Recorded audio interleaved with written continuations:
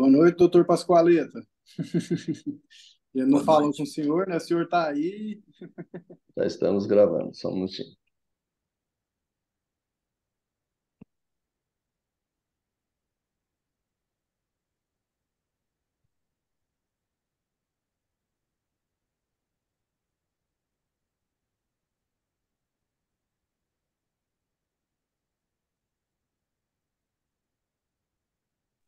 Estamos lançando para o Face.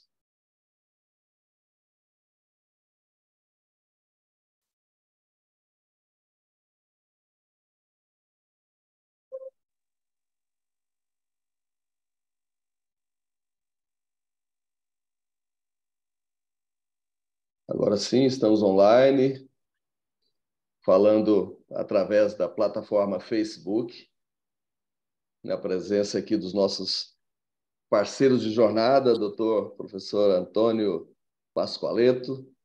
Boa noite, doutor Pascoaleto, como vai? Tudo bem? Boa noite, Ubirajara. Boa noite, Lucas. Boa noite, Silvio. E a quem nos ouve do outro lado, estamos a debater um assunto bastante importante para o Brasil. Perfeito, muito obrigado pela sua valorosa presença, nos prestigiando nessa noite. Boa noite também aí aos doutores Lucas Benites. Boa noite, doutor Birajara. Boa noite, professor Pascoaleto. Antes de mais nada, eu gostaria de agradecer o convite para participar aqui deste momento e concordo muito com o que o professor Pascoaleto disse. É um tema de suma importância. Boa noite também, doutor Silvio Carneiro. Boa noite, doutor Ubirajara, doutor Lucas, doutor professor Pascoaleto. É um tema muito importante, né, pessoal, que isso aí fomentou muito a economia do Brasil, né? Acho que a gente tem que sempre evidenciar esse lado bom, né? Muito bem. Eu vou pedir a vocês que... Eu vou compartilhar a tela e vou pedir a vocês que rapidamente se apresentem na sequência, apenas testando se o compartilhamento está bem. Está visível para vocês? Está assim. Está Perfeito. perfeito. Vamos em frente, então. Bem, doutor Antônio Pascoaleto, o senhor que foi meu coordenador lá no curso de mestrado da PUC Goiás, muito obrigado pela sua presença.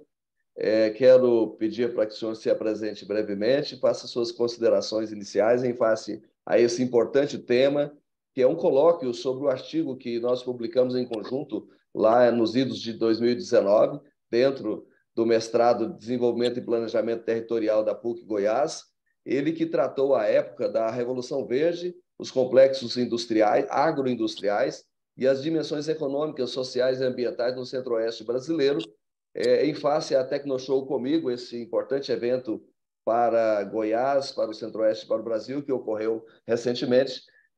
As suas considerações iniciais. Obrigado, Birajara. Para mim foi um prazer estar te orientando no mestrado e na função de coordenador do programa de mestrado em Desenvolvimento e Planejamento Territorial da PUC Goiás na ocasião. Eu sou técnico agrícola, formado em 1984, o tempo passou, hein? Em 87 eu entrei para agronomia em Santa Maria, na Universidade Federal de Santa Maria, concluí em 92, e aí dei sequência no meu mestrado e doutorado na Universidade Federal de Viçosa, concluí o doutorado nos idos de 99 para 2000. Eu tive uma passagem em Rio Verde, na FESURV, atualmente é Univre, como professor, num período aí de 95 a 97, e acabei retornando para Goiás pela UFG, mais ou menos em 98, quando fui professor substituto. E em 99 acabei ingressando na PUC Goiás, 2003 no Instituto Federal de Goiás. Em 2019 eu fiz um pós-doutorado em Engenharia Ambiental na Universidade de Pisa, na Itália. E hoje eu estou no Comitê de Bacia Hidrográfica do Rio Paranaíba, na Associação de Engenheiros Agrônomos de Goiás, e professor da PUC e do Instituto Federal de Goiás. Um belo, vasto, né, e bastante denso currículo. Obrigado por sua presença e por ter sido meu orientador e coautor desse artigo. Eu quero também convidar o Dr. Lucas para rapidamente se apresentar. Dr. Lucas Benites. Bom, depois de um currículo desse do professor Pascoaleto, né, a gente fica até meio assim, mas sou advogado, especialista em direito agrário, imobiliário e previdenciário. Me interesso muito pelo tema que vamos apresentar aqui hoje e tento sempre aí buscar mais conhecimento, principalmente voltado para a área do agrário e do agronegócio. Perfeito. E eu quero convidar também o Dr. Silvio Carneiro para se apresentar rapidamente para dar início ao nosso colóquio dessa noite. Sim, depois de duas pessoas aí fenomenais se apresentando, eu também vou me apresentar. Sou advogado, né? Sou especialista em direito do trabalho. Estou aqui agora para aprender muito com vocês, né? Sobre essa área aí que eu estou pairando. Mas que bom, vocês dois têm muito peso, principalmente o professor Pascoaleto, né? Que é referência aí, né? E só tenho a agradecer a oportunidade de estar com vocês aqui.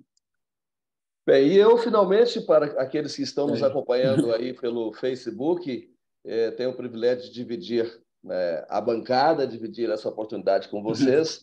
E sou o Birajara Ferreira, aqui do interior de Goiás, advogado, também MBA, advogado pela PUC Goiás, inclusive, também mestre em desenvolvimento e planejamento territorial pela PUC Goiás, MBA pela Fundação Getúlio Vargas, em gestão empresarial e também MBA Getúlio Vargas, ênfase em banking. Tive a oportunidade de trabalhar com o Dr. Pascoaleto recentemente aí pelo mestrado e, em função disso, vamos conversar com vocês nesta noite. Por que discutir agora a Revolução Verde, os complexos agroindustriais, CAIs e as dimensões econômicas, sociais e ambientais no centro-oeste brasileiro? Participei recentemente, amigos, e vocês que nos acompanham remotamente, da Tecnoshow Comigo, o maior evento do agronegócio do centro-oeste brasileiro, um dos melhores do Brasil. São mais de 600 expositores, mais de 10 bi de negócios realizados em uma semana. Então, é algo que merece ser relembrado e, ao mesmo tempo, à luz dos assuntos que nós tratamos neste artigo, ser discutido e passamos a tratar disso a partir de agora. Eu vou iniciar falando sobre o contexto histórico. Nos anos 1960, imperava no mundo a chamada Guerra Fria, que era aquele conflito ideológico, político e militar, onde a União das Repúblicas Socialistas Soviéticas, antiga, que veio depois a se tornar a Rússia, e também os Estados Unidos, era o bloco soviético, né, oriental, e o bloco estadunidense, vamos assim dizer, ocidental. Naquela oportunidade, existia uma bipolaridade muito grande entre esses dois grandes blocos, rivalizando-se o capitalismo e o socialismo, e, por outro lado, também a democracia e o comunismo. Era uma disputa por áreas de influência muito grande na tentativa de amealhar, de arrecadar para si outros países, né, para suas áreas de influência, a chamada corrida armamentista. Os dois blocos se rivalizavam, investindo, buscando demonstrar a sua superioridade nuclear, principalmente investimento maciço em tecnologia. Se dizia que era a chamada busca pela paz, porém armada, né? Vamos nos armar para que a gente possa garantir a paz. Por mais contraditório que isso pudesse aparecer, era o que imperava naqueles anos. Esse era o contexto histórico, né, pós-guerra, Segunda Guerra Mundial, que finalizou na queda do Muro de Berlim em 1989. Já tratando dos assuntos abordados no artigo, em sua introdução, nós trouxemos à baila a chamada teoria malthusiana. Thomas Malthus, que era economista, um pastor anglicano, lá nos anos de 1798, 1800, ele temia que com o advento, né, do crescimento da população mundial, os alimentos não pudessem ser suficientes. Ele afirmava que os alimentos tinham uma progressão aritmética no setor produtivo, e a população, por outro lado, por sua vez, naquela oportunidade, ela obedecia a uma progressão geométrica no seu crescimento. E apontou como solução a essa população desenfreada e alimentação contida, produção de alimentos, de certa forma, contida na sua visão, a solução para equilibrar isso seria as guerras, as epidemias, os chamados desastres naturais, enfim, e a abstinência sexual mesmo, como forma de planejamento familiar. A gente fala em holding familiar de planejamento sucessório, né, discutindo outros temas, outros grandes temas da modernidade. Thomas Malthus não tinha, naquele momento, uma visão muito otimista com relação a esse aspecto de crescimento desenfreado da população e não tão desenfreado o crescimento da produção de alimentos. Estou num frio danado aqui, vou desligar o ar-condicionado. Bem, Malthus não poderia prever, por exemplo, professor Pasqualeta, a questão da evolução da ciência e da tecnologia que a gente vai abordar mais adiante. E as políticas públicas, por sua vez, né? As políticas públicas são esse conjunto de ações, programas, atividades de ordem governamental desenvolvidas pelo Estado, que de uma forma direta ou indireta propunham soluções, né? São os planos, os programas de governo, as atividades desenvolvidas a fim de que pudesse ter como desiderato, como grande meta, dar efetividade, né, a garantia dos direitos fundamentais e do Estado Democrático de Direito, na visão de Freire Júnior, em publicação de 2005. Então, esse conjunto de políticas públicas, principalmente voltadas ao agronegócio, se fizeram necessárias e foram postas em campo, literalmente. A Revolução Verde, de onde veio essa expressão que é bastante forte, né, chamada Revolução Verde. Lá nos idos de 1964, no momento imperava no país o chamado governo militar. E as fundações Ford e Rockefeller, elas foram protagonistas nesse momento porque elas ofereceram aos militares, então no governo, a possibilidade de adquirirem equipamentos, né, e tecnologia, também acesso ao que viriam aquelas que viriam se tornar as super sementes, e possibilitaram que em 1973, né, no ápice da Revolução Verde, né, logo após o estágio, nos anos 60, a criação da Embrapa, empresa de pesquisa agropecuária, né, brasileira de pesquisa agropecuária. Naquele momento, o país estava, nos anos 60 para 70, ele se encontrava numa verdadeira encruzilhada, senhores, Dr. Pasqualeto, Lucas Benítez e Silvio Carneiro. Uhum. E que encruzilhada era esta? Naquele momento, ou se fazia a reforma agrária nos moldes do campesinato, muito comum aqui na América Latina, ou se adotava o pacote tecnológico oferecido pelos americanos. Então, houve uma opção pelos chamados pacotes tecnológicos, que compreendiam os defensivos agrícolas, as máquinas e equipamentos de grande porte e as sementes transgênicas. Junto com esse pacote, né, havia a proposta de correção de solo, em especial do cerrado, como é típico aqui na nossa região, o bioma cerrado, e as super sementes, que daí originaram, através de pesquisa, ciência e tecnologia da Embrapa, em especial, possibilitaram o surgimento de safras seguidas, recordes, né, chamadas super safras, ano após ano, aumentando a produção de alimentos por hectare.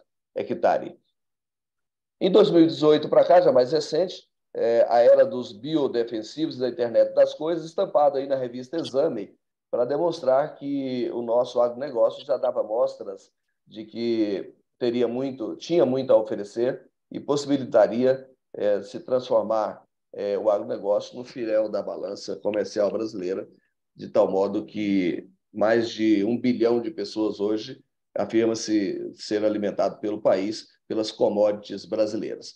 Enfim, eu vou parar um pouquinho agora, abrir espaço para o professor Dr. Antônio Pasqualeto, falar um pouquinho do que nós tratamos até então e fazer as suas considerações a respeito, né, da Revolução Verde nesse seu start. Obrigado, Birajara. Você bem colocou, né, Thomas Malthus trazendo a questão do crescimento aritmético da produção de alimentos e o crescimento geométrico da população. nós atingimos 8 bilhões de pessoas no planeta. Uma ocasião eu li um texto do baiano Milton Santos que dizia que a Terra suportaria 80 bilhões de pessoas. Me surpreendeu, mas se hoje nós pegarmos apenas a China e a população da China, que é 1,5 bilhão, e recentemente a população da Índia ultrapassou a população da China, é incrível, mas a população da China está concentrada na região leste. Tem até uma linha divisória dessa região leste, a linha de Hu, onde está grande parte do contingente populacional da China. Então, se nós transportarmos para todo o planeta, de fato, 80 bilhões de pessoas poderia até caber no planeta. A grande questão, Birajara, é que, com a atual população, nós estamos excedendo a capacidade de suporte do planeta Terra. Nós já precisamos de 2 terras para poder manter a necessidade, a demanda desse contingente populacional.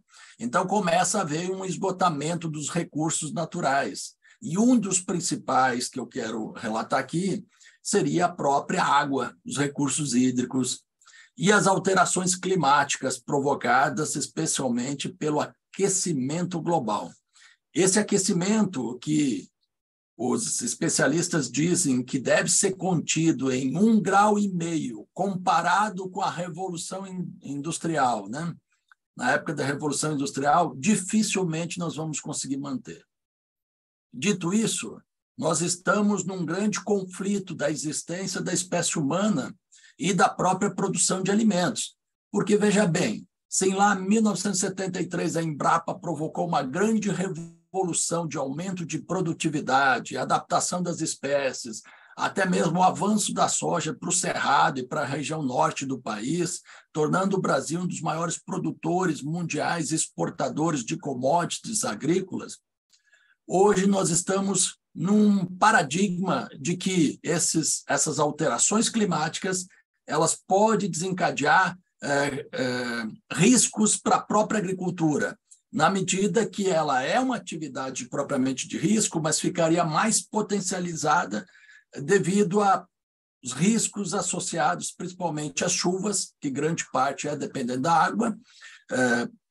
Nem todas as lavouras têm processo de irrigação, especialmente, né, o caso das monoculturas. E também uma série de outros fatores associados a controle de pragas, doenças que podem se disseminar mais facilmente e talvez nós tenhamos que entrar numa outra era, seria uma grande revolução, aproveitando a internet das coisas e provocando uma revolução no setor agropecuário, inserindo a agricultura de precisão, os biodefensivos, eliminando os químicos, descontaminando o solo e promovendo um equilíbrio ambiental de tal forma que a gente possa garantir a produção de alimentos e a sobrevivência da espécie humana. Doutor Pascoaleto, belas palavras, né, muito bem colocadas, coadunam com o que nós propomos nessa noite. Como a gente tem com a evolução dos temas, o senhor vai ter a oportunidade de manifestar um pouquinho mais dentro dessa frente que o senhor colocou aí ao final, em especial, né, da questão da água e tudo mais. Eu vou pedir, aproveitando que nós temos a presença do Dr. Lucas Benites e do Dr. Silvio, vou pedir para que um deles faça uma pergunta dentro desse contexto que certamente eles têm aí na algibeira. Bom, como bem dito pelo Dr. Birajara e também pelo professor Pascoaleto, sobre produção de alimentos e políticas públicas de incentivo e capacitação. Sabendo que a comida, que o alimento chega à mesa do consumidor, do brasileiro, através da produção e também advindos da agricultura familiar, eu queria saber como que vocês estão enxergando essa questão, levando em conta o nosso cenário político atual. Muito bem, doutor Lucas, obrigado pela pergunta. E, doutor Pascoaleto, o senhor quer fazer um comentário rápido a respeito? Bem, Lucas, as cidades, do ponto de vista ecológico, elas são consideradas parasitas do campo, porque elas dependem da produção de alimentos que provém do campo. Não tem como, né? A gente até pode produzir alimentos nos oceanos a partir da produção de peixes, outros tipos de animais, mas a grande parte da produção de alimentos, de fato, ela provém da terra, né? Ela provém da superfície de terra mesmo. E aí, no caso do Brasil, eu te diria apenas alguns dados. A agricultura, o setor agropecuário, responde por aproximadamente 1/3 do PIB brasileiro. Se a gente não tiver política pública voltada para o setor, e aí eu não me refiro apenas pequenos e médios produtores, mas também recursos para que todo produtor rural ele possa ter financiamento e poder, inclusive, ter seguro de suas safras, porque a agricultura é uma atividade de risco, nós ficamos à mercê de crises que podem, muitas vezes, afetar a produção de alimentos. Esse ano, nós tivemos uma seca bastante pronunciada no Rio Grande do Sul, que afetou a produção de grãos, especialmente a soja, né? E o Rio Grande do Sul é um dos grandes produtores. Não quer dizer que no futuro não possa acontecer essa seca aqui no Cerrado brasileiro e afetar hoje o grande produtor de grãos e de carne também, que é o Centro-Oeste brasileiro. Perfeito. Como a gente tem aí uma evolução a seguir, eu vou pedir a doutor Silvio aguardar um pouquinho e no próximo bloco você entra com a sua pergunta também, para que a gente possa ter uma sequência regular aqui das nossas atividades. Obrigado, professor. O que são os complexos agroindustriais, os CAIs? Antes de prosseguir, eu vou colocar o chapéu em respeito, né, ao homem do campo, aquele que nossos pais foram lá na roça, no interior, que não imaginava em nenhum momento que fosse desaguar em algo tão complexo, tão gigantesco. Então, estou colocando meu chapéu para me solidarizar com aqueles que de sol a sol trabalharam tanto para nos trazer até aqui. E fazer um comentário rápido, doutor Pascoaleto, a respeito das suas ponderações, em especial para esse momento, né, que o mundo agro atravessa. O senhor falou de um potencial esgotamento. A exemplo do que Malthus não conseguia, naquele momento, imaginar que a ciência e tecnologia pudesse suprir a luta entre a progressão geométrica e a aritmética, né? Geométrica da população e aritmética da produção. Hoje nós temos ChatGPT, nós temos DALL-E, né, produzindo não só texto, mas também imagens. Nós temos um avanço gigantesco da tecnologia e, quem sabe, essas respostas possam estar bem próximas, né, bem, de certa forma, à mão, porque esse avanço tem sido descomunal, né? Falando de complexos agroindustriais, na realidade, essa interseção que coloca na mesma mesa, no mesmo platô, aí a agricultura que era mais a agropecuária, né, e trouxe a agropecuária para o agronegócio, onde as agroindústrias, as processadoras de alimentos, os serviços também entraram em campo, vamos assim dizer. Além do incentivo que o senhor falava agora há pouco, professor Pascoaleto, o incentivo em forma de recursos mesmo, dinheiro farto para investir no plantio, no processamento, desde o processamento do solo ao plantio, nas sementes, né, na melhoria genética das sementes, em máquinas e equipamentos para auxiliar não só no plantio, mas também na colheita, enfim, nos defensivos, embora o senhor tenha feito uma ponderação que há como impor melhoria no que se refere a defensivo, enfim, esses interesses agrários, industriais, financeiros, o complexo de interesses, quando colocados à mesma mesa, eles possibilitaram o surgimento dos chamados complexos agroindustriais, que hoje tem muito, né, de tecnologia e de serviços, muito mais do que a enxada, né, o solo e a semente. E isso trouxe impactos de ordem econômica, social e ambiental, claro. Né? Os atores desse platô, né, num primeiro momento, motivaram o êxodo de pessoas buscando melhorias em função da necessidade de qualidade de vida, né? Levaram as pessoas para as cidades. O senhor falou bem aí dessa questão da cidade ser os parasitas, né, do campo. De fato, é uma expressão que eu não já tinha ouvido falar, mas eu não tinha ouvido de forma tão clara e veemente, né? Enfim, mas as pessoas saíram para as cidades em função da água encanada, do saneamento, da energia, da modernidade, da saúde, e esse chamado êxodo rural, de certa forma, causou um desequilíbrio, né, trazendo pessoas para as periferias das cidades, muitas delas sem condições num primeiro momento, ter a qualidade de vida que buscavam. Por outro lado, o avanço tecnológico, as correções de solo propiciaram a maior produtividade de alimentos, né, os recordes de produtividade por hectare que se observa, onde mais de 60 sacas por hectare já é uma realidade na maior parte do país, em especial no Centro-Oeste e já no Mato Piba, essa produtividade também está acontecendo, Maranhão, Tocantins, Piauí e Bahia, que é a nova fronteira agrícola. E o agronegócio ganhou essa relevância tão grande por força de impactar decisivamente na balança comercial, essa significativa participação do PIB, que o senhor bem lembrou, mas isso não pode ser ignorado, né? A pegada ecológica, o impacto causado ao meio ambiente, o avanço em cima de nascentes e mananciais. Enfim, a despeito de nós conhecermos bem aqui Goiás, Mato Grosso, existem áreas do Cerrado que até o calango para sobreviver tinha dificuldade e que hoje estão muito bem protegidas, estão, de certa forma,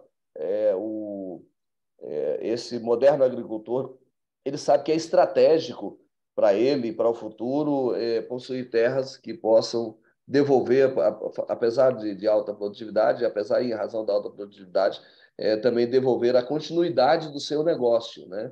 Então, as dimensões de ordem econômica, que era o desejo de produtividade, sociais, que é para atender às demandas das pessoas, o destinatário, afinal, deve ser a pessoa, e também ambientais, porque o meio ambiente precisa, naturalmente, receber esse carinho, essa atenção do setor produtivo, elas não devem ser ignoradas, essas dimensões. Até porque o cliente hoje do supermercado, ele já não quer adquirir um produto sem uma origem definida, ele já não quer, ele hoje passa a exigir que a mão de obra escrava, que acontecia, a mão de obra infantil, que o produto ele tem que estar à mesa, mas não a qualquer preço, né? Então, ele quer um certificado de origem, um rótulo que identifique que esse produto tem uma origem que respeite o meio ambiente, que respeite as pessoas, que coloque o homem e o meio ambiente no centro e em primeiro lugar. Aí eu quero ouvir o comentário do Dr. Antônio Pascoaleto e, na sequência, o Silvio fazer a sua pergunta. Birajara, interessante, você me fez lembrar do Harari, que recentemente escreveu um texto que, com o avanço da tecnologia, possivelmente nós teremos muitas pessoas que podem ficar sem emprego no futuro, né? O próprio ChatGPT e toda a inteligência artificial vai desencadear os chamados inúteis em 2050, aqueles que estarão fora do mercado de trabalho, mas de alguma maneira estarão com fome e sede. E esse pessoal vai ter que ter, segundo Harari, uma renda mínima universal. Mas mais importante do que uma renda mínima universal é saciar a fome e a sede dessas pessoas. E isso quem vai fazer é o setor agropecuário brasileiro em especial. É claro que os americanos também têm uma grande produção, a China, a própria Ucrânia, que está em guerra, né? A Índia produz bastante.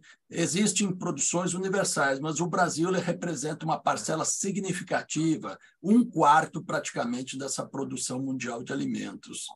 Aqui reside talvez a solução para os problemas de fome da humanidade, especialmente se a gente considerar que 30% desses alimentos são desperdiçados.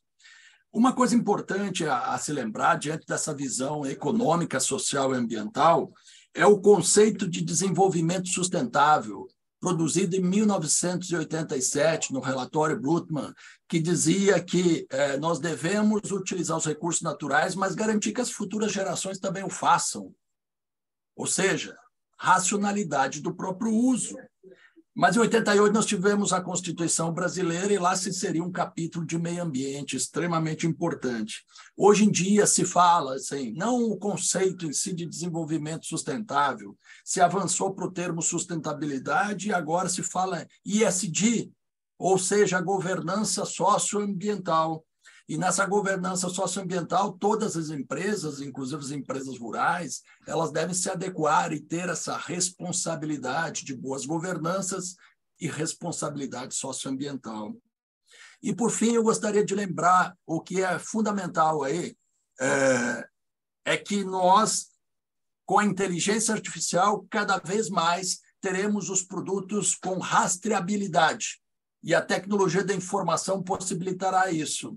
Então, aqueles produtos provenientes de mão de obra escrava, aqueles produtos que são resultado de desmatamento de áreas ímpares de vegetação, já não serão mais aceitos para consumo, né?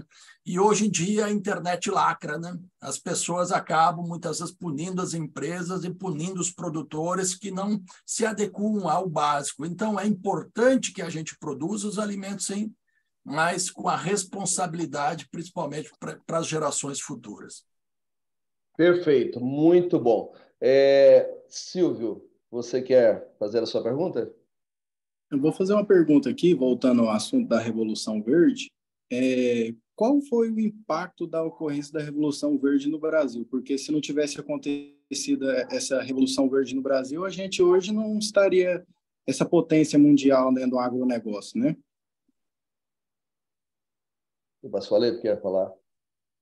Silvio, a sua pergunta é interessante, porque eu mesmo fiz o meu curso de agronomia em Santa Maria e, naquela época, eu fui a Florianópolis, num congresso brasileiro de agronomia, e eu vi um palestrante dizer que a humanidade ela se alimenta de 3 gramíneas. 80% do nosso prato de alimentação é feito de arroz, trigo e milho. Você pode achar estranho porque não tem o feijão aí, não tem a soja.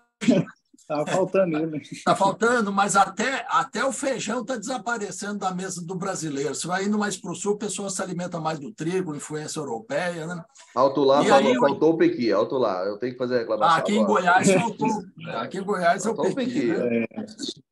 Então, 80% do prato. É claro que a gente vai ter o queijinho mineiro, vai ter o pequi goiano, vai ter a pamonha e outros tipos que vão compor o alimento.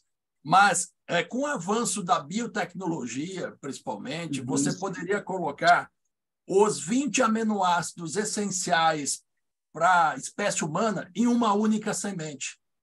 E quem tiver o poder dessa semente vai controlar a fome no mundo ou vai desencadear a fome no mundo. E aí entra a discussão dos transgênicos, entra a discussão, inclusive, do milho híbrido. No Brasil, os movimentos, tanto ambientalistas como da Revolução Verde, se deram ali na volta de 60, mas eles replicaram intensamente na década de 70 com a criação da Embrapa. A Embrapa foi a empresa brasileira de pesquisa que mais estimulou a produtividade no país, com variedades mais adaptadas ao clima, mais produtivas, a correção do solo do cerrado. O meu doutorado mesmo, que foi em plantio direto, o orientador, na ocasião, ele tinha dúvida se o plantio direto daria certo no cerrado, porque faltaria palhada suficiente que na região sul teria ao longo do ano. Mas hoje a gente vê que o cerrado brasileiro conseguiu romper com isso e se produz em plantio direto no cerrado brasileiro. É claro que, dentro dessa Revolução Verde, uma série de insumos agrícolas foram empregados, né? Alguns denominam agrotóxicos, outros chamam de defensivo agrícola. A legislação que está no Congresso para ser aprovada está chamando de pesticidas, de um modo geral, que engloba todos eles, mas o fato é que nós entramos agora numa outra grande era, que é a era de manipulação dessas variedades, inserindo genes. E aí há um avanço da biologia que vai suprimir a química. E pode ser um grande salto, novamente, da adaptação de cultivares e melhoria das produtividades. Talvez você desconheça, Silvio, eu fiz o meu doutorado em Viçosa e, na minha tese de mestrado, eu pesquisei enraizamento de estaca de soja a partir da aplicação de hormônios. E naquela ocasião, assim, enraizar a estaca de soja, qual o sentido disso se já tem a sementinha para plantar? É porque isso acelerava o processo de melhoramento genético naquela ocasião para você produzir variedades adaptadas ao Cerrado brasileiro e ao norte do país, que eram latitudes diferentes. Então, não se tinha variedades adaptadas a essas latitudes. E tudo isso foi progresso da ciência, por isso se produz hoje no Cerrado, se produz até no Mato Piba, lá no norte, Roraima, Amapá. Graças a Deus, né, rapaz? Bem, Silvio, obrigado pela pergunta. Professor Pascoaleto, para fechar esse bloco, o senhor falou de renda universal. O Elon Musk, o polêmico Elon Musk, um dos maiores, um dos mais ricos homens do planeta Terra, ele próprio, em entrevista recente, emitia a sua opinião sobre uma eventual necessidade breve de uma chamada renda universal. Em alguns países, a semana para efeito de trabalho tem sido encurtada, né? Também em função da adoção maciça de tecnologia e a substituição das mãos humanas em muitos dos processos, o que tem o seu lado bom, né? Há de se analisar para onde estamos caminhando, né? Para darmos soluções como a solução de melhoria do nível de governança. Na realidade, quando se fala nessa evolução, não há como ignorar a necessidade da elevação do ESG, né? Do nível de governança no campo, porque era um discurso muito comum no meio empresarial, nas grandes cidades, nas grandes companhias, né? E o campo, com a moderna tecnologia, né? E a necessidade de se respeitar o meio ambiente, de se fazer a rastreabilidade de alimentos e de setor também animal, enfim. O sistema de cultivo, o senhor falou bem, cultivo convencional, ele está sendo modificado, né, para uma agricultura de baixo carbono, se observar o sistema de plantio direto, que o senhor é especialista, a integração lavoura-floresta, enfim, algumas metodologias que tendem a ser implementadas em maior escala, justamente porque as próprias pessoas hoje já não consomem produtos que não sejam, né, de origem adequada e que não estejam em conformidade com esse nível de governança necessário. Vamos à hora do jabá. Eu vou pedir 1 minuto de vocês para a gente... Eu vou interromper esse compartilhamento para a gente exibir aqui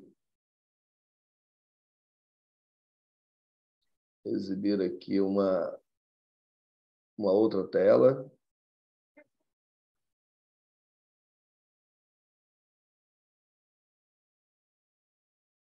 Deixa eu ver se eu consigo mostrar por aqui.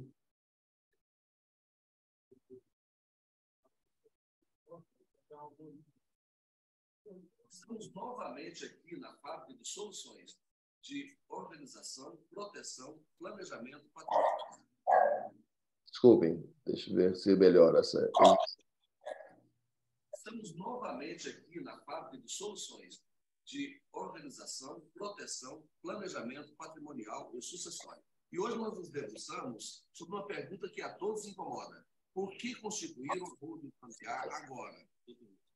Pois bem, sobre o ponto de vista tributário, já existe proposta do CONFAS, o Conselho Nacional de Política Fazendária, para majorar de 8% a 20% o valor do TCMD, que é um imposto aplicado quando acontece doações ou falecimentos, com base no valor de mercado dos seus bens. Já sobre o planejamento sucessório, ele implica uma perda patrimonial de 40% ou mais, com despesas de cartório, advogados e os altos impostos, sem contar com os desgastes, né, de um inventário. Conforme a doutora Jéssica falou, o processo de inventário é um processo muito longo, muito extenso, de 5, 8 anos, 10 anos, e acaba que os negócios da família se perdem com isso. É muito melhor fazer uma holding. Quanto ao planejamento patrimonial, você organiza e protege seus bens de modo a pagar menos impostos na atividade econômica, evitando execuções e outras ameaças que na pessoa física você está exposto o tempo inteiro. Portanto, se adiante, constitua agora a sua holding familiar e participe conosco amanhã do Momento Holding. Bem, jabá feito, né? Vamos voltar aqui à nossa programação normal.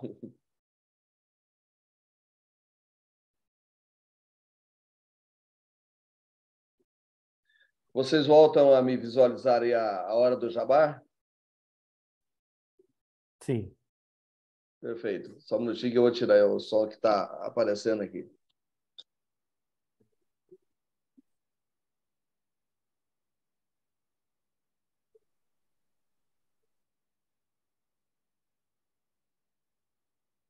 Bem, voltamos à nossa discussão, agora com a outra tela.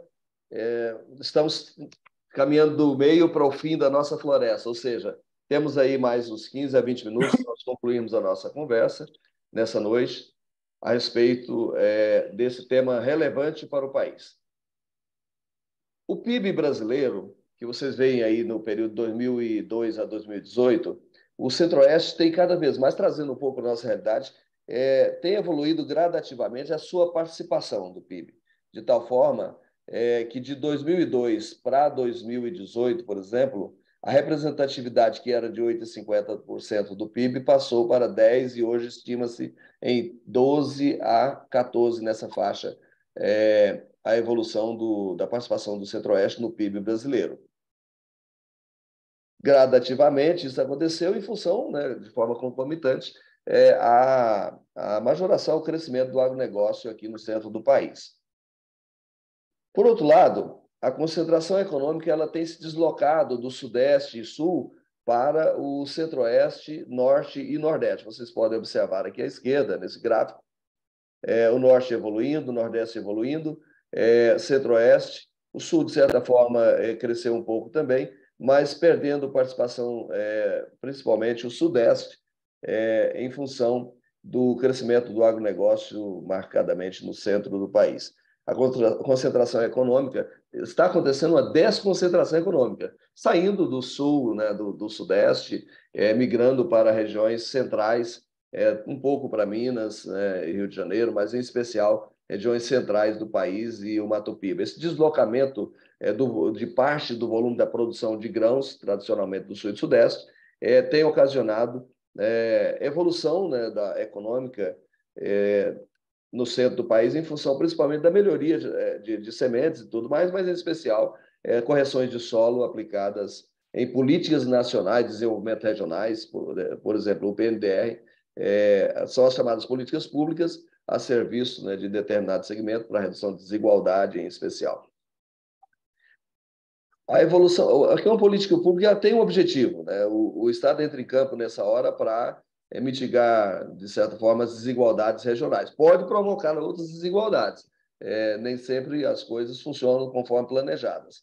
Mas, embora eu seja oriundo de mercado, eu tenha militado no setor financeiro por muitos anos, eu entendo que certas regiões, como o norte de Goiás, por exemplo, doutor Antônio, nós produzimos aquele livro, Dinâmica Populacional e Desenvolvimento no Norte Goiano, ênfase ao município de Santa Terezinha de Goiás, publicado em 2020, o senhor dividiu comigo a autoria também, em função justamente disso. Tem regiões que, se não houver, né, uma política pública de redução de desigualdade ou de promoção do desenvolvimento local, o mercado não dará as respostas, né, que se espera ainda na nossa geração, né?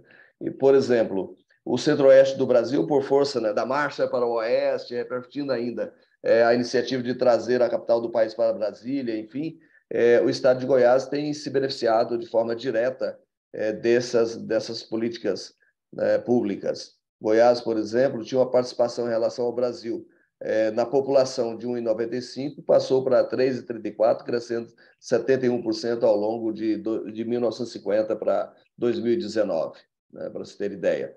Então, a participação de Goiás em relação ao Brasil evoluiu 71%, e do Centro-Oeste, que era 2,95% em 1950, hoje 7,76%, ou seja, houve uma evolução, né, da participação do Centro-Oeste de 1950 para 2019, da ordem de 163% no que se refere ao deslocamento da população, né, para o centro do país, E isso aconteceu nesse período de 1950 a 2019, segundo o IBGE.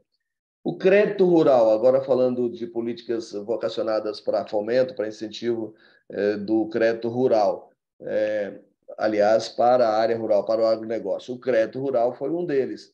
Em cruzados novos eram 31 bilhões em 69. Os recursos destinados ao crédito rural no país, em 2019, 175 bilhões de reais.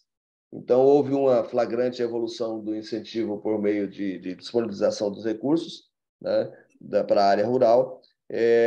E, infelizmente, eles ainda não conseguiram atingir toda a sua proposta, porque nós não temos uma capacidade de armazenagem suficiente, né, para atender à demanda atual, de tal modo que impacta, né, na nossa logística, que tem melhorado muito, mas ainda é incipiente em relação à demanda, porque nós temos uma Argentina nos nossos armazéns e rapidamente precisa ser deslocado para os portos por meio de estradas esburacadas. Ainda não temos ferrovias, por mais que tenha investido recentemente nesse meio, para acelerar essa remessa de grãos. Enfim, há um gargalo, né, ainda de logística por força do aumento da produtividade, que é positivo, mas a logística não acompanhou de tal forma, né, em termos de melhoria de meios de transportes e também a capacidade de armazenagem, ainda defasagem nesse aspecto.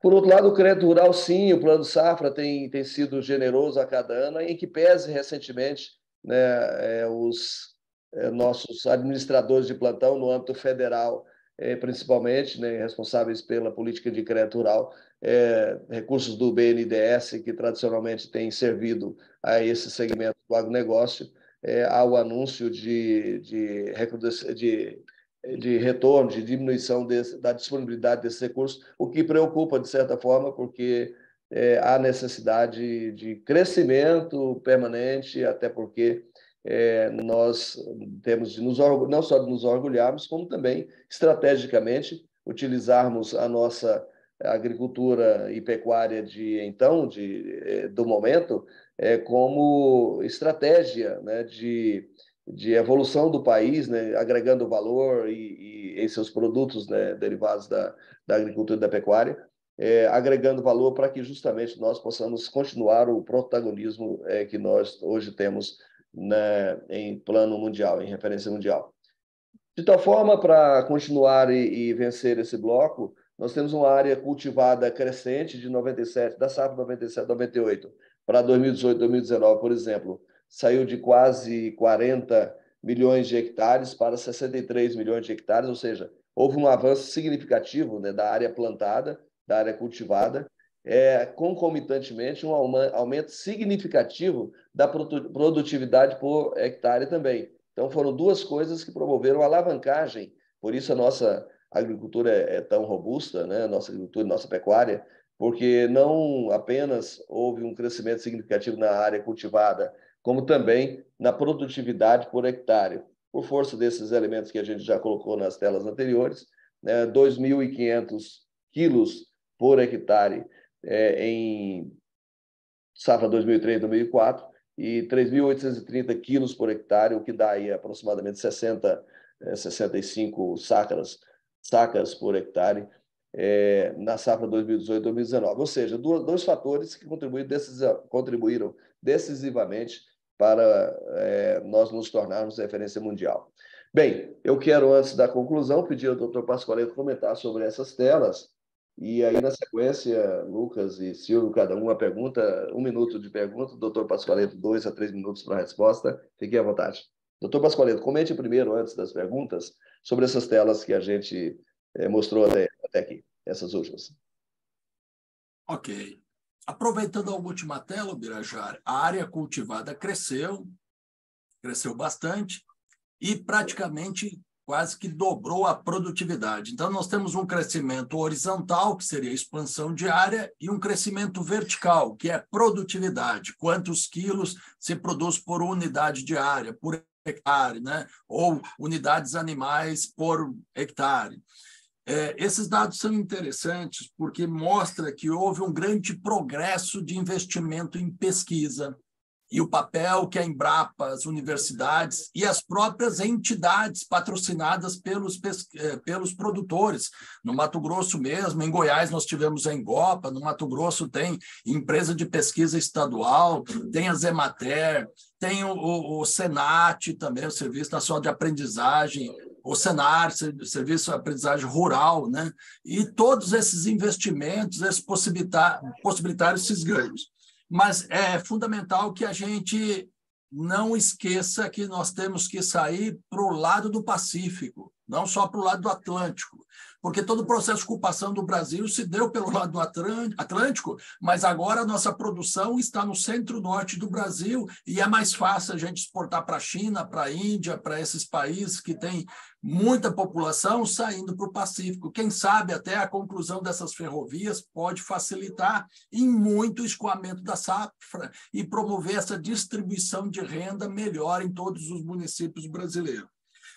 Goiás vai sair favorecido nisso, porque Goiás, como um estado centralizado, você bem colocou, teve um incremento bastante significativo, principalmente por deter aqui em sua área, digamos, o Distrito Federal e a capital, que é Brasília, e o Porto Seco de Anápolis pode ser importante para promover esse desenvolvimento dessa região. Goiânia, Anápolis e Brasília, que eu chamo de BEG, seria a tradução de uma grande sacola humana, né, com 10 milhões de pessoas, aproximadamente, e Anápolis, a cidade mais antiga dessas três, sendo o Porto Seco e distribuição. Provavelmente o aeroporto de Goiânia também vai ser um aeroporto de cargas bastante intenso no futuro. Você colocou um assunto fundamental. Ainda nós não temos uma capacidade de armazenagem suficiente. Há que se ter crédito para investimento, especialmente porque o preço é determinado por bolsas que estão nos Estados Unidos. E nós ficamos à mercê justamente dessas oscilações, o que a armazenagem garantiria essa estabilidade de poder largar um produto no mercado com um preço mais adequado e cobrindo os custos de produção. Sem sombra de dúvida, né? Eu acredito que o ministro da Agricultura, o Fávaro, não deverá deixar faltar crédito para a agricultura e para a pecuária. Vamos acreditar que isso seja possível, né? Uma coisa que eu também quero dizer é que, buscando atender às exigências internacionais, é fundamental que o crédito rural ele tenha como uma das exigências também o atendimento aos quesitos do ISD, que é a governança socioambiental, porque você pode melhorar muito as condições do campo também nesse aspecto. E, por fim, embora não tenha sido um comentário dos seus slides, de nada adianta a gente aumentar as áreas, aumentar a produtividade se faltar fertilizante. Nós temos uma extrema dependência de fertilizantes da Ucrânia, da Rússia, que estão em conflitos, e é inadmissível um país que tem uma potência de agropecuária como o Brasil ficar à mercê dos navios de fertilizante chegarem aqui, seja da Rússia, da Ucrânia ou do Canadá. Nós temos que explorar nossas próprias reservas de fertilizante e dar pujança para a agropecuária brasileira. É sempre muito bom poder dialogar com o professor Pasqualeto, que ele sempre tem aí na algibeira, sempre tem um as na manga, né? A questão dos fertilizantes, o senhor tem razão, nós já era tempo, a gente que deu solução a tanta coisa, né, professor? Já era para ter resolvido essa questão. Mas esse é um assunto que deve estar na pauta do ministro da Agricultura, todo e qualquer gestor inteligente, né, desse segmento já deve estar com isso, mas, de fato, já tarda, né? Isso, e tem um plano nacional que foi aprovado no governo passado para implementar a exploração e a geologia em todo o país nesse sentido de atender rapidamente essa demanda. Pelo menos reduzir em 45% essa dependência, para a gente ficar dependendo menos do exterior. Politicagem à parte, a ida do homem na Ucrânia, aliás, a ida do homem à Rússia pode, se for realmente conforme descrito, pode ter sido uma decisão, de certa forma, acertada também nesse aspecto, né? E a gente espera que o Fávaro, que é a pessoa técnica, pelo menos ele conhece do assunto, possa levar adiante ações dessa natureza até que a gente evolua também nessa frente. Mas inteligência, né, professor? Precisa de inteligência para tocar essa frente com a maestria que se faz necessária, principalmente na questão da logística nós ainda não vencemos esse gargalo. Doutor Benítez, é o senhor agora que vai fazer a pergunta ou é o Silvio Carneiro, ou os dois? Quem faz primeiro? Bom, quer fazer primeiro, doutor Silvio? Vai, pode ser. Então vai lá.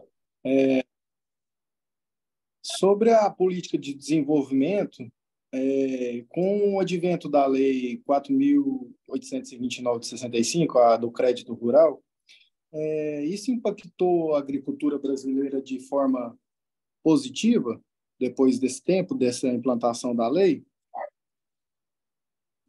Sem sombra de dúvida. A agropecuária ele é investimento de risco.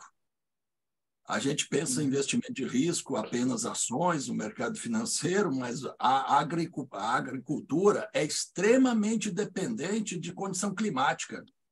E a condição climática, a gente não tem uma previsibilidade, muito embora os sistemas de monitoramento tenham contribuído. Mas o fenômeno El Niño, Laninha, toda hora alteram as precipitações e tem momentos de seca prolongadas ou chuvas torrenciais no momento da colheita.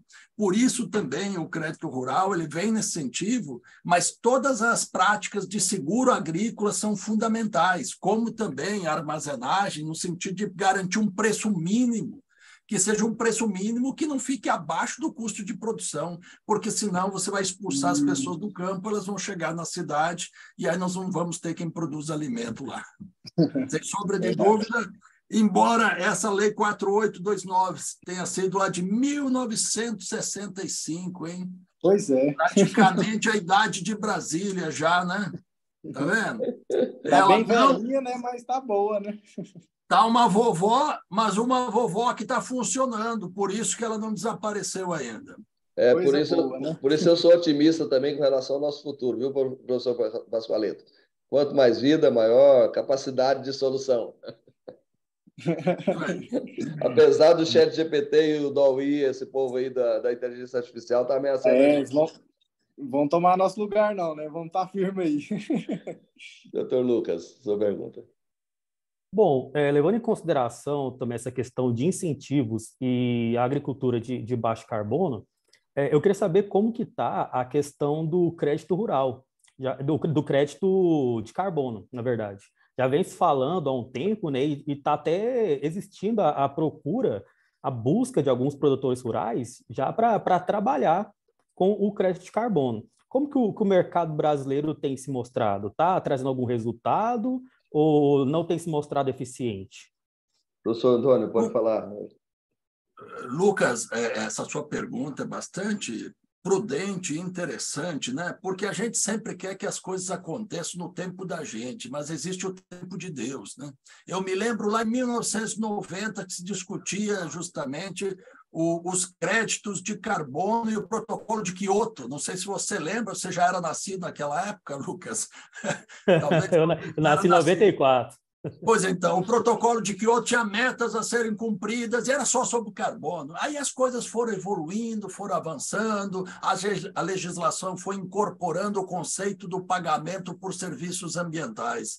E hoje, cada vez mais está inserido em todos os setores a questão da valoração ambiental como um quesito importante que se insere dentro da contabilidade dos custos de produção. Só a título de curiosidade, para produzir arroz irrigado lá no Rio Grande do Sul, aquele arroz agulhinha, a água representa 20% do custo de produção, só para você ter noção, né? O solo, ele na sua composição, ele tem 45% de minerais, que é areia, silt e argila, 25% de espaço poroso, que é preenchido com a água, e 25% de espaço poroso, que é preenchido com ar. E os outros 5% seria a matéria orgânica, que é o agente cimentante. Os nossos solos do Cerrado, eles têm 1% de matéria orgânica, mas essa matéria orgânica que permite que as partículas de areia, silt e argila formam o torrãozinho e o solo tenha estrutura e melhore a aeração, a infiltração de água e a produtividade. Então, o que nós precisamos fazer é incorporar essa matéria orgânica no solo, o plantio direto é importante para isso, reduzir as emissões atmosféricas, valorar aqueles que preservam as áreas de vegetação, porque elas vão não só fornecer oxigênio e biodiversidade, mas também espécies que podem melhorar a polinização, Hoje, já na própria Tecnoshow Birajara, já se referindo, pesquisas mostrando que hoje tem abelhas sendo inseridas no meio das lavouras de soja e tem aumentado em 10% a produtividade. Já está tendo aluguel de abelha para fazer o processo de polinização.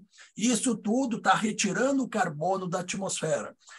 Se discutia muito com a questão do plantio direto, o direito, justamente, desse setor receber, no caso do plantio da soja, né, como um crédito de carbono. Mas está inserido em vários outros mecanismos isso. É que a cultura é muito rápida, esse processo de 3, 4 meses, ao mesmo tempo que você incorpora o carbono, você depois libera a palhada. A gente tem que ter técnicas de incorporar ele no solo para manter no solo. Porque, na verdade, o petróleo nada mais é do que a matéria orgânica em decomposição animal e vegetal de milhões de anos. E quando a gente queima, a gente libera carbono para a atmosfera. Então, a gente pode retirar isso pela produção agropecuária, pelo reflorestamento, por todas essas técnicas de permitir a retenção.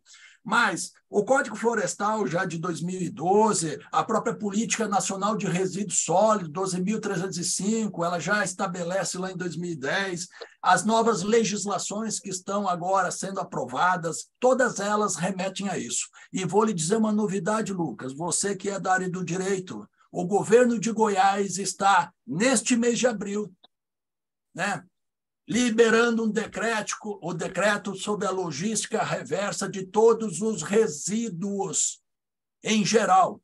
Lá em 2000, nós implementamos a logística reversa das embalagens vazias de agrotóxicos, despoluímos o ambiente, mas também criamos uma cadeia de reciclagem desse material. Depois vieram as pilhas, as baterias, as lâmpadas e assim por diante. Agora, as empresas que não o fizerem, elas vão ter problemas na hora de fazer o licenciamento e de conseguir isso. Então, se estimula também as cooperativas de catadores, se tira isso, se prolonga a vida útil de aterro sanitário e se gera receita, porque o empresário não chama de lixo, o empresário ele chama de resíduo, porque resíduo na matemática é o resto, e o resto você aprendeu que é divisível, e se é divisível ele gera receita, e receita todo mundo gosta porque é recurso, é dinheiro, meu caro. Então, que a agricultura e todos os setores possam fazer receita e estarem felizes, né? Estarem felizes com essa rentabilidade. Obrigado, professor. Adorei, gostei bastante da resposta. Doutor Biro, eu estou liberado para fazer só mais uma pergunta, para aproveitar... Bem objetiva, porque nós vamos fazer agora o fechamento, mas estamos com 1 hora de conversa. O objetivo é esse, né? Para aproveitar o vasto conhecimento do professor Pascoaleto. Bom, levando em consideração tudo que a gente conversou aqui, me veio uma pergunta à cabeça sobre o salto do Brasil na agricultura devido à Revolução Verde, ao crédito rural.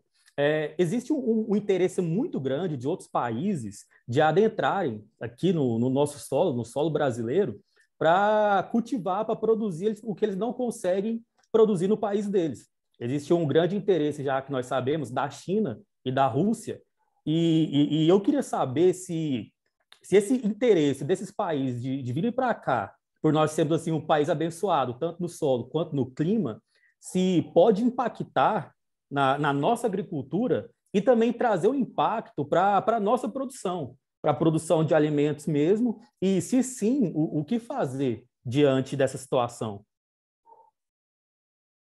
Nós não podemos ser a grande fazenda do mundo apenas, nós precisamos desenvolver o setor de indústria que decresceu no Brasil, né? E esses países, a exemplo da China, praticamente inundaram o mercado brasileiro com produtos baratos, né?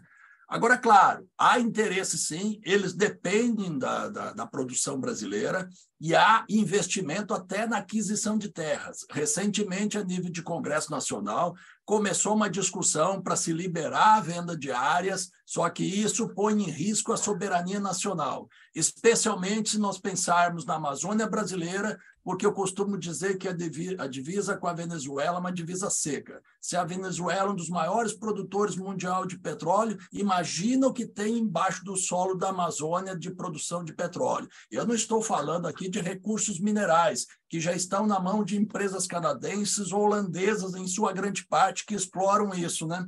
Eu estou falando também de biodiversidade da Amazônia, que tem toda uma produção de fármacos que são vinculados no mundo todo, e que dirá no futuro a água, porque se no passado nós tínhamos os gasodutos, os navios petroleiros que transportavam esses recursos, o futuro vai ser a água. E a água da Amazônia vai ser vendida no Oriente Médio e outras partes do mundo, especialmente porque nós devemos, até 2050, ter 3 bilhões de pessoas com alguma necessidade de sede no planeta.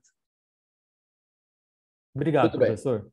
Retomamos a rédea da situação aqui para o nosso fechamento, para comentários finais também.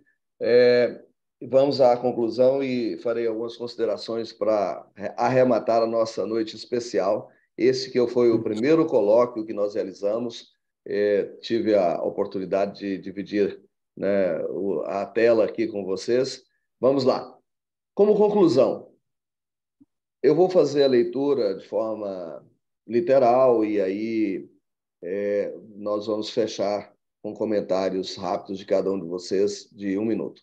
A opção pelos pacotes tecnológicos oferecidos pelos americanos, as políticas públicas de incentivo, a criação da Embrapa, as correções de solo, os defensivos agrícolas, o desenvolvimento das sementes geneticamente modificadas, a tecnologia de ponta e as grandes máquinas, além do acesso ao crédito subsidiado, se somaram à demanda interna e externa pelas nossas commodities agrícolas e viraram fatores determinantes para a ocorrência da Revolução Verde e a transformação do país em referência mundial na produção de grãos. Gradativamente, o país ruma para uma agricultura de baixo carbono, ABC, ao substituir os defensivos causadores de impacto ambiental relevante, adotar sistemas de cultivo menos invasivos e mediante o emprego de defensivos biológicos, de modo a mitigar o risco de contaminação do solo e manter a produtividade de grãos alcançada por hectare. E, por fim, o agronegócio, graças aos recursos gerados e à tecnologia disponível, reúne capacidade para recuperar áreas degradadas, otimizar a produção por hectare, causando menor impacto ambiental, promover inclusão e geração de emprego e renda por meio do cluster, que compreende desde o cultivo à indústria e aos serviços, de modo a auxiliar o país no cumprimento dos objetivos do desenvolvimento sustentável propostos pela ONU.